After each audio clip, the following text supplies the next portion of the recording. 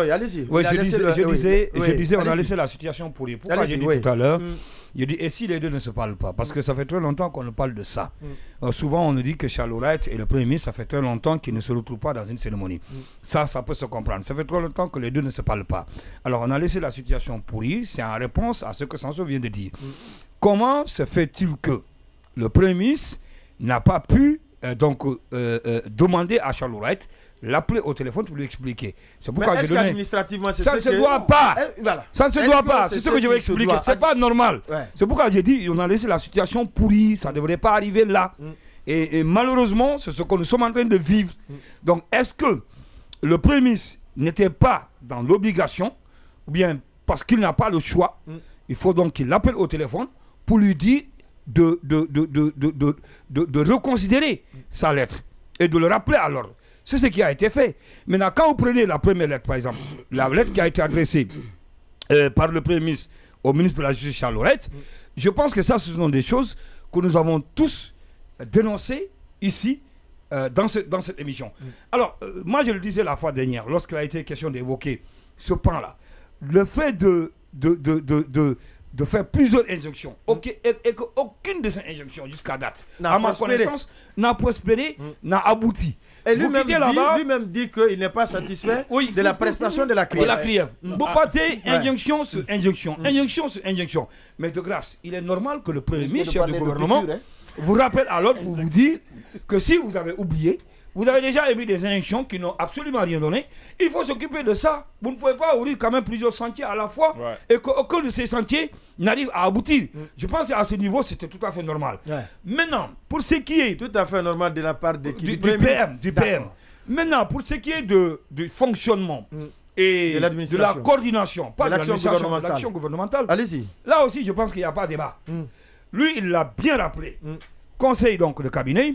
Pour rappel même, il faut le dire, il y a ces ministres qui ne tiennent pas de conseil de cabinet, mais il y a d'autres aussi qui le tiennent tant bien que mal. D'accord. Alors, conseil de cabinet, réunion de cabinet, conseil de cabinet, réunion interministérielle, conseil interministériel, conseil des ministres.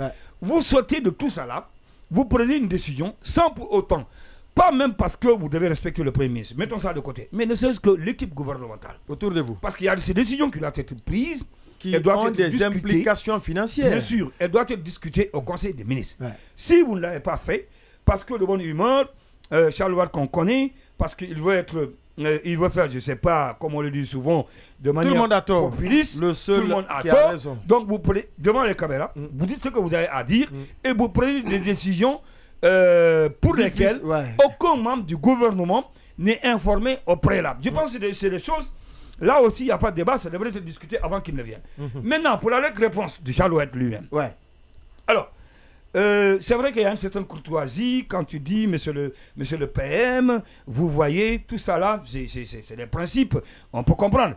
Mais de l'autre côté, il est parti même, je pense, à un moment donné, quelque part dans sa lettre-réponse, si vous voulez, des menaces. De façon voilée. Parce que quand vous dites au Premier ministre dans la réponse, si dans le coup de réponse, il est en train de faire de l'éviction dans le judiciaire. Dans le judiciaire. Ce qui est pénalement condamnable. Ça veut dire quoi? Ça sous-entend, la prochaine fois, quand vous allez le reprendre, il faut faire attention. Sinon, la prochaine fois, vous-même, vous pouvez être attaqué sur le plan juridique.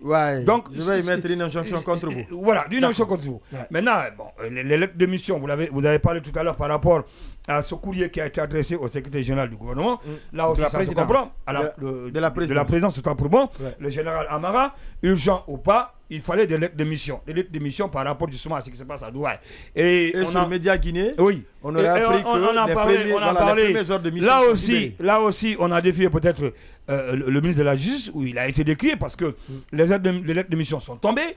Les gens ont commencé à voyager parce que là, il s'agit de levée de fonds. Comment est-ce que vous pouvez empêcher les gens de partir dire ne délivrez pas d'ordre de mission? Si vous ne délivrez pas d'ordre de mission, les gens n'iront pas. Et si les gens ne vont pas, il n'y aura pas de levée de fonds. S'il n'y a pas de levée de fonds, s'il n'y a pas d'argent, comment le procès va continuer? Est-ce que justement tout ça là, ça donne encore une fois de plus le mal profond qui existe au sein du gouvernement. Parce qu'à ce niveau, la dame même qui a porté ce projet, Prissemo, peut voir avec un œil de dédain, de saboter son projet vis-à-vis de Chaloué. D'accord. Mais de toute la façon, on va donner la parole comme on le dit, l'administration, j'ai une continuité. Une continuité. À date, c'est elle qui est là et c'est elle qui porte le projet.